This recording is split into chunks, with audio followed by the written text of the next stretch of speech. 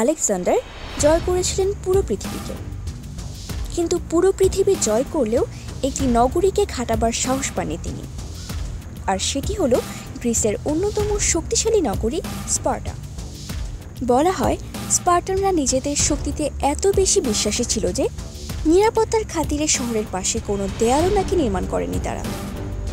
কিন্তু এত যে শক্তির আধার মনে করা হতো স্পার্টান পুরুষদের, সেটা আর যাই হোক এমনি এমনিতে যে আসেনি তা সহজেই বোঝা যায়।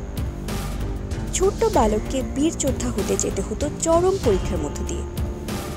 শিশুকালেই মায়ের কোল থেকে পুত্রকে কেড়ে নিয়ে রাষ্ট্রের কঠোর নিয়মের মধ্যে বড় করা হতো। এই নিয়মগুলোকে আমাদের অনেকের কাছেই উদ্ভট পাগলামি বলে মনে হতে পারে। ফ্রিকি নিউজে আজ আমরা তুলে ধরব সাহসী যোদ্ধা জাতি স্পার্টানদের যোদ্ধা তৈরির এমনই কিছু উদ্ভট পদ্ধতিকে। তার মধ্যে একটি পদ্ধতি হলো নিম্নমানের খাবার দেওয়া। যদিও প্রচুর খাটতে হতো, তবু স্পার্টান আর্মিতে বাচ্চা থেকে বড় সবাইকেই দেওয়া হতো নিম্নমানের অতি অখাদ্য খাবার। একবার এক ভ্রমণকারী স্পার্টান সামরিক বাহিনীতে খাবার খাওয়ার পর ঠাট্টা ছলে বলেছিলেন, এবার বুঝেছি কেন স্পার্টানরা মরতে ভয় পায় না।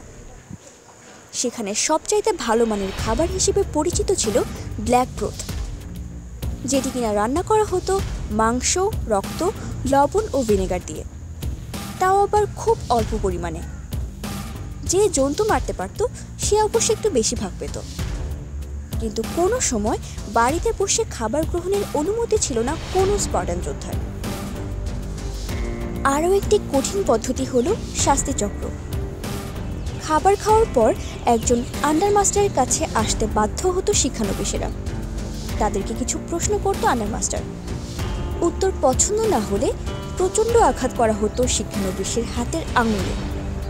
তারপর তাকে আরেকবার পরীক্ষা করতেন উচ্চ পর্যায়ের শিক্ষকেরা। যদি পরীক্ষায় দেখা যেত যে আন্ডারমাস্টার পরীক্ষার থেকে কম বা বেশি মেরেছে বা কোনো গাফিলতি করেছে, তাহলে শাস্তি পেতে হতো তাকেও। অদ্ভুত শোনালেও সত্যি, স্পার্টা নগরীতে প্রচলিত ছিল অত্যাচারের উৎসব। স্পার্টানদের ভেতরে ডায়ামাস্টিকোসিস নামে একটি বার্ষিক উৎসব অনুষ্ঠিত হতো। এখানে চলত এক অন্যরকম নির্যাতনের প্রতিযোগিতা। বালক থেকে পুরুষ সব স্পার্টানরা ভিড়ের ভেতরে গিয়ে দাঁড়াতো আর তাদেরকে মারাত্মকভাবে আঘাত করা হতো বারবার। প্রতিযোগিতা হতো কে কতক্ষণ দাঁড়িয়ে থেকে আঘাত সহ্য করতে পারে তার উপর ভিত্তি করে। এতে মৃত্যু হলেও তা ছিল স্পার্টানদের জন্য গৌরবের বিষয়। একটা সময় দূরদেশ থেকেও স্পার্টায় এসে টিকিট কেটে এই প্রতিযোগিতা দেখা শুরু করে অন্য দেশের মানুষেরা। আরও একটি আশ্চর্য বিষয় হলো চিহ্নহীন কবর দেওয়ার রীতি। স্পার্টানরা যুদ্ধক্ষেত্রে মৃত্যু হলেই সমাধির অধিকারী হতে পারত। কেউ যদি বয়স বাড়ার কারণে মারা যেত, তাহলে সেটা তার জন্য অত্যন্ত লজ্জার ব্যাপার বলে মনে করা হতো এবং কোনো রকম চিহ্ন ছাড়াই তার লাশ পুঁতে ফেলা হতো। তবে নারীদের ক্ষেত্রে যুদ্ধ না করেও অনেকে সমাধি পাওয়ার যোগ্যতা অর্জন করতে পারত। এই যেমন সন্তান জন্ম দিতে গিয়ে মারা গেলে এই সম্মান পেত সে। এতক্ষণ আমাদের সাথে থাকার জন্য ধন্যবাদ। ভিডিওটি ভালো লাগলে লাইক, কমেন্ট এবং শেয়ার করুন।